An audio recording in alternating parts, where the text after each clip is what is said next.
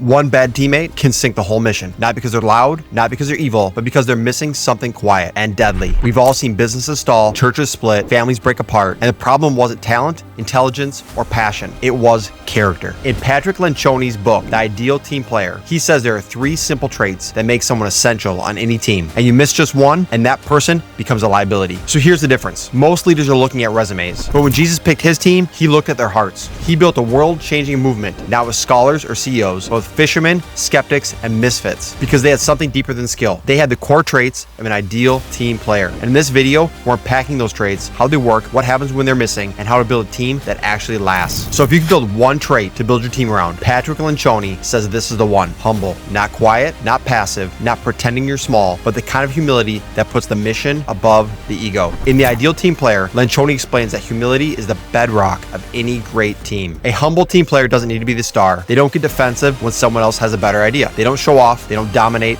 or sabotage. They're confident, but they don't need credit to contribute. Think of humility like glue. It holds everything together, even when it's invisible. The moment it's missing, the whole thing falls apart, quietly but completely. Lencioni points out that the lack of humility is the most dangerous deficiency because it's the hardest to fix. A person who's brilliant but proud, they'll talk over teammates, undermine progress, make everything about them. And the worst part, pride is really good at disguising itself as confidence, experience, or strong leadership. You know the type, the one who already knows that, the one who always has a better way, or the one who gets real quiet when someone else gets praised. They might be productive, but they're toxic. They don't build culture, they build resentment. And in the Bible, it doesn't just recommend humility, it rewards it. In Proverbs 27:2, it says, "Let another man praise you, not your own mouth, a stranger, and not your own lips." In other words, if you're great, they'll see it. You don't have to say it. And Ecclesiastes 4:9 and 10 gives us the ultimate picture of teamwork. 2 are better than 1, for if they fall, one will lift up his fellow. But you can't lift someone else up if you're constantly lifting yourself. The truth is, Jesus didn't have to be humble. He was the literal King of Kings, but he knelt down and he washed people's feet, not because he was weak, but because he was secure. The Son of Man came down not to be served, but to serve, it says in Matthew. And that's the core of it.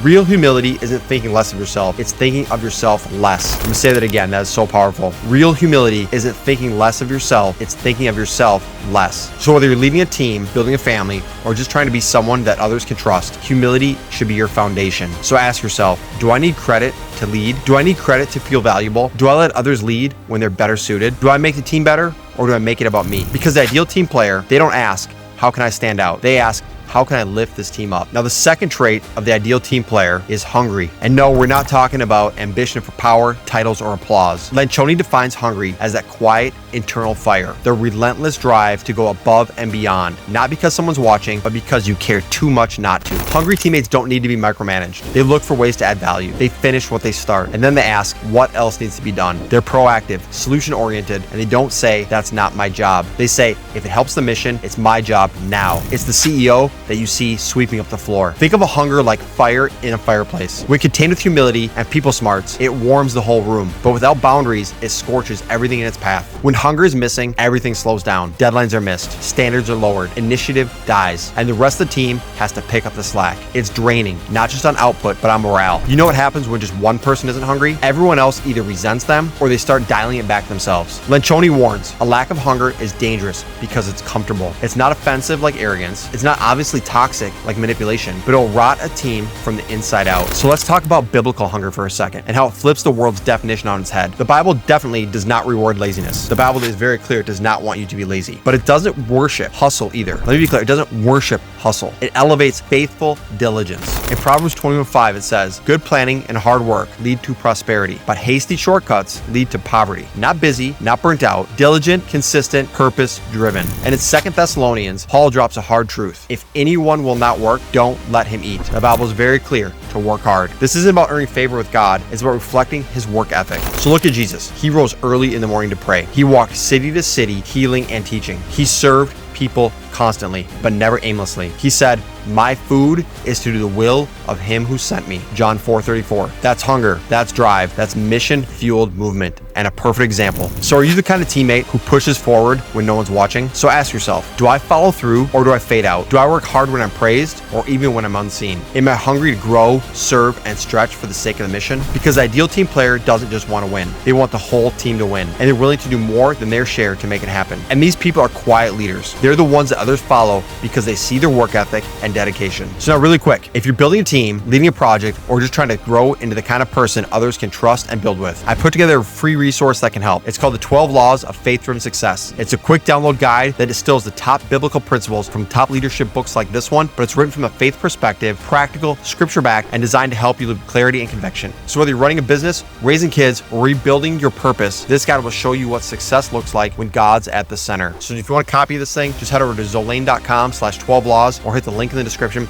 Totally free. The final trait in the ideal team player is often the most misunderstood. It's not about being charming. It's not about being extroverted. It's definitely not about schmoozing your way through meetings. Lencioni calls it people smart, and it's all about emotional intelligence. It's the ability to read people, respond with wisdom, and build trust in every single interaction. A people smart teammate knows when to speak and when to stay quiet, how to give feedback that motivates, not wounds. It's how to sense tension before it explodes. It's how to adjust their tone without losing their truth. They're not manipulators, they're discerners. They walk into a room and sense what people need: encouragement, challenge, space, clarity. Think of them like a thermostat, not a thermometer. A thermometer just reflects the temperature, but a thermostat regulates the temperature. People smart players shift the atmosphere. They don't just report on it. So you know what it feels like when this trait is missing? It's a joke that just doesn't make sense. It's feedback that's too harsh or too soft. It's team tension that could have been prevented. Leaders who bulldoze or ghost instead of connecting with people. Lencioni warns that a person without people smarts can be dangerous, even if they're humble and hungry. Why?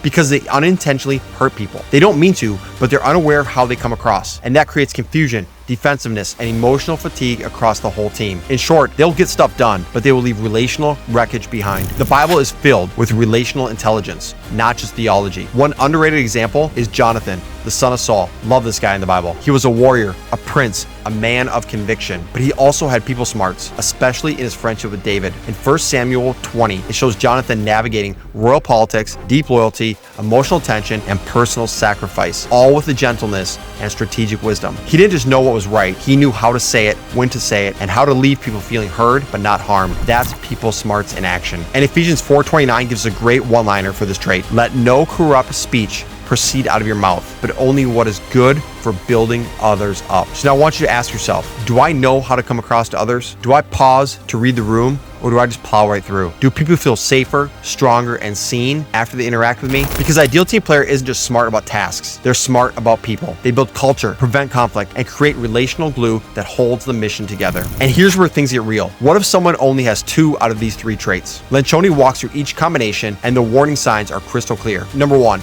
if you're humble and hungry, but you're not people smart, this is what is the accidental bulldozer. They get stuff done, they don't want credit, but they leave emotional shrapnel behind. They're unaware of their tone, oblivious to tension. They mean well, but they constantly cause relational messes. So number 2 is if they're hungry and people smart, but they're not humble. We've all seen those people. The charming ego. They know how to impress. They work hard, but it's all about them. They dominate meetings and subtly tear down teammates while smiling. Number 3 is humble plus people smart, but they're not hungry. They lack that drive. This is the lovable underperformer. We all know this person. Everyone likes them, but they don't stretch. They don't push themselves. They do the bare minimum. You want to keep them, but deep down, you're picking up their slack. Any one of these 3 imbalances will cost your team over time. And in biblical terms, it's a picture of immaturity, strong in some areas, weak in others. Ephesians 4:13-14 says that maturity comes when the body's built up in every way, so we're not tossed around by immaturity or slick talkers. So if you want to build a strong team in business, ministry, or in your family, you need all 3 of these on your team. And as a leader, you need to be all 3. You need to be this example. So how do you grow in this? It's simple, but it's not easy, because this isn't about personality.